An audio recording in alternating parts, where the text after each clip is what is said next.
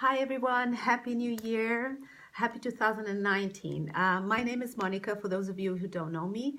I'm the host of the Curly Queen Adventure, and I'm also the creator of the blog, The Curly Hair Lounge. And as a New Year resolution, I decided to, communicate with you more directly, doing more lives with you. And if you are a part of the newsletter from the blog, you probably received an email this week with me sharing this information with you, my New Year's resolution for the blog and how I manage the group.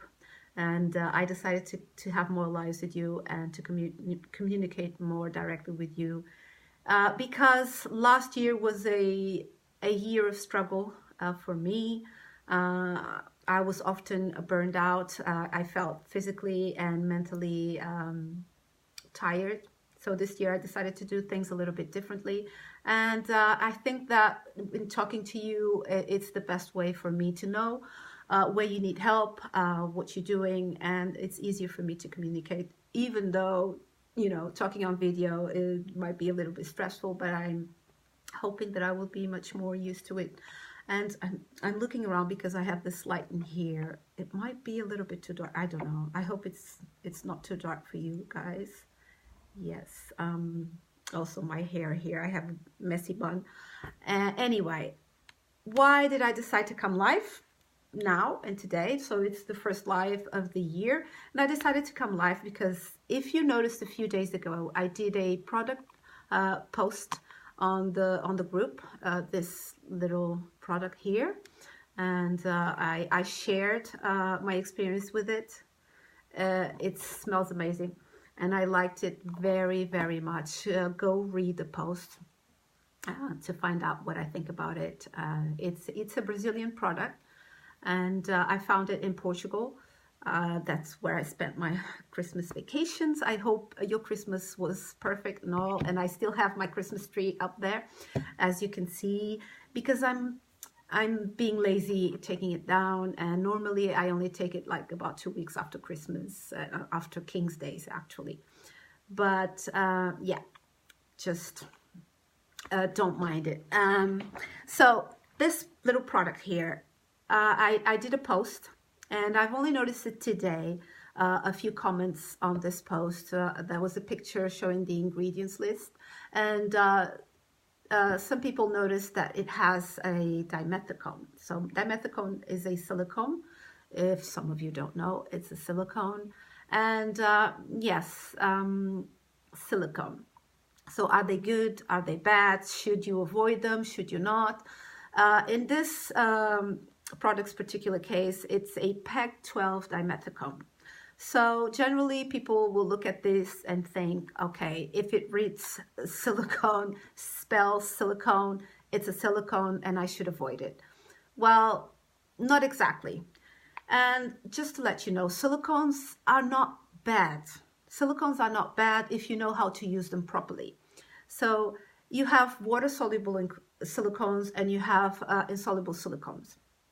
So the ones you want to, not exactly avoid or take out of your hair regimen, but be careful and know which ones are the insoluble silicones. So the ones you should avoid are the insoluble silicones. So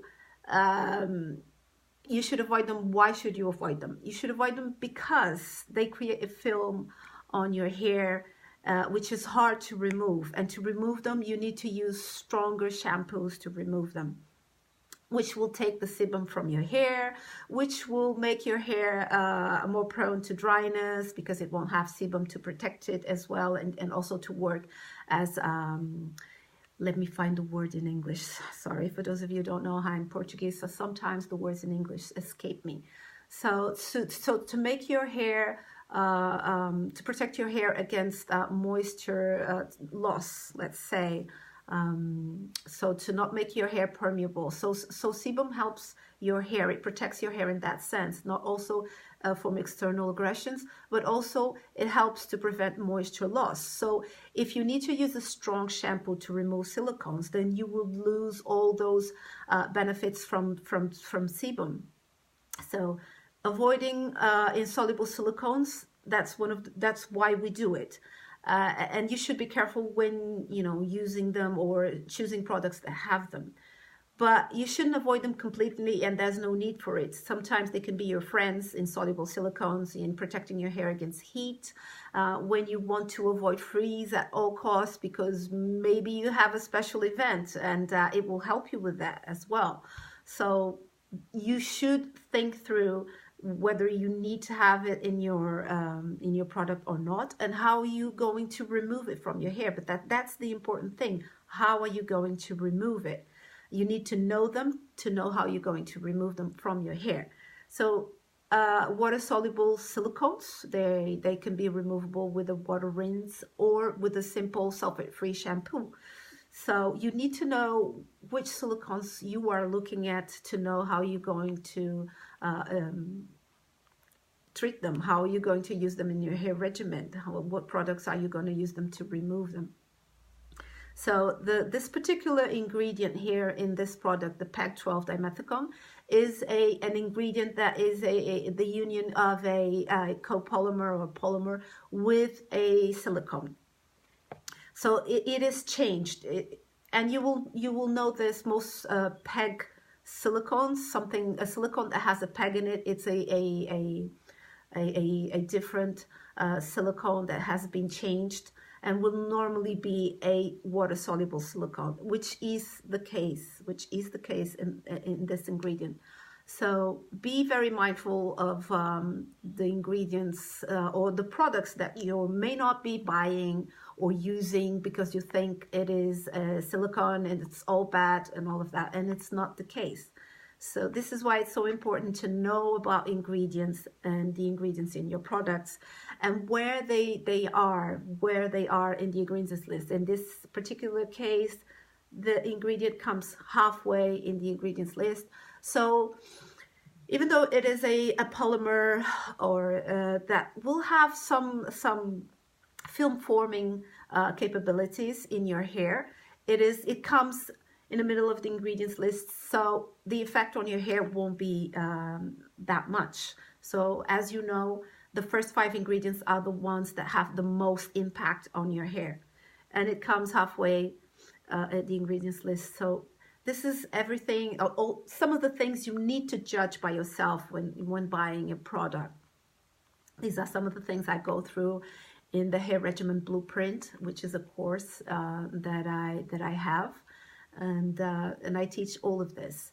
So yeah, I just wanted to come in quickly and you know, let everyone know. I did make a comment on the post addressing some of the doubts that the people had on this ingredient, but I decided to come live because some of you may not see that post. It was done a few days ago, and I hope most of you will see this video and will be more clear about silicones and how to use them, how to go about them. So, you know, information is power. You need to know about your silicones. I'm not saying you need to know about all the ingredients out there. That's impossible. I don't know them. Many times I do have to check them myself. So this is a bit of a homework that you need to do in your hair journey. It's important, and it will help you a lot. You will get used to some of the ingredients pretty quickly because they are used more often by some of the companies out there. Having said this, the best choice for you, if you want to avoid silicones at all costs, whether they are water soluble or not, which I don't particularly advise you to do, is to choose products that use natural ingredients, mainly or solely natural ingredients, and you won't find synthetic ingredients in them. Choose companies that use natural ingredients. Having said this, you need to check and double check if that is the case in the ingredients list. Some companies will trick you, and you need to take care of yourself. You need to take care of your hair.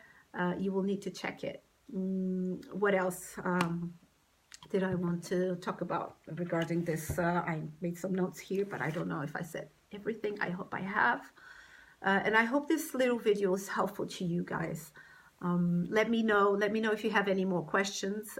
Maybe we can do some other live. If you have any questions relating product ingredients or any kind of question relating our hair journey. I'm here to help you guys. So as I've said, I want to come live more often. I want to help you, but for that I need to know what you need help with. So I think this is dark, isn't it? I don't know, guys. I will try to find a better spot next time I make a video. So let me know what you need help with more. I have a few topics I'd like to talk to you, and it would be helpful if you give me some hints as well.